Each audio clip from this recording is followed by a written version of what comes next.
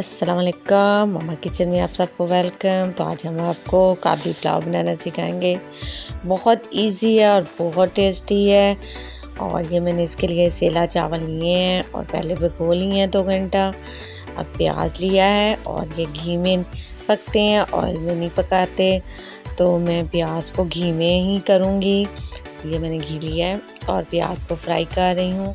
ये गोश्त ने लिया है, साफ़ कर लिया है। और ये देखिए, अब मैं जब हल्का सा प्याज ब्राउन होने लगेगा तो उसमें गोश्त डाल देंगे।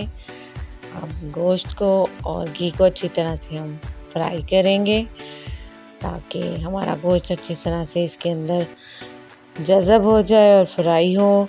और ये गोश्त जब खुशबू देने लगता है और मैंने इसको गोश्त को अच्छी तरह से पका लिया है। अब इसमें मैं नमक डालूँगी और इसमें नमक डालने के बाद हम ज़ीरा डाल देंगे।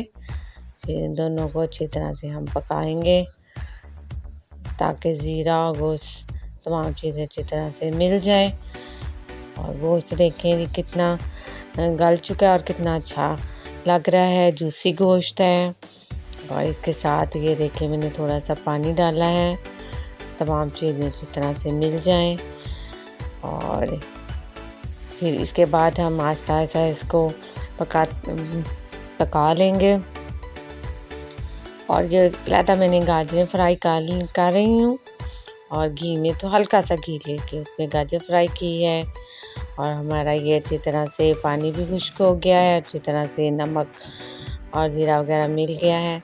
अब मैंने इसमें हरी मिर्चें भी डालूँगी और ये बहुत ज़्यादा अच्छा सा बन जाता है। मिर्चों से भी एक अच्छी सी खुशबू आती है। और मैं इसमें चावल ऐड करूँगी और ये चावल मैंने डाल दिए हैं अब। और ये अच्छी तरह से हम इसको अब पकाएंगे। और इसमें मैं चावल जितने पक जाए इतना पानी डालना है, क्योंकि पहले चावल मैंने भिगो के रखे हुए थे। और कड़छी डाल के देखें तो बस इतना ही पानी ठीक है, क्योंकि पानी चावल ज़्यादा टूटे भी ना, इसी तरह पकाने हैं। और ये देखें अब पानी खुश्क हो गया है और जो मैंने गाजरें फ्राई की थी वो मैं उसके ऊपर डाल दूँगी चावलों के। और इसके बाद किशमिश भी ऊपर डालेंगे हम। किशमिश मैंने भिगो के रखा था, वो भी डाल दिया है।